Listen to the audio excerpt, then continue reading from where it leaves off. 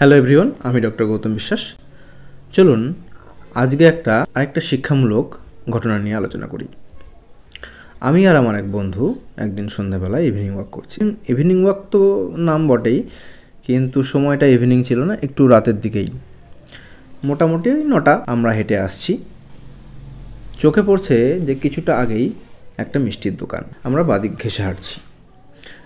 ডান দিকটা তুলনামূলকভাবে পরিষ্কার এবং ফাঁকা।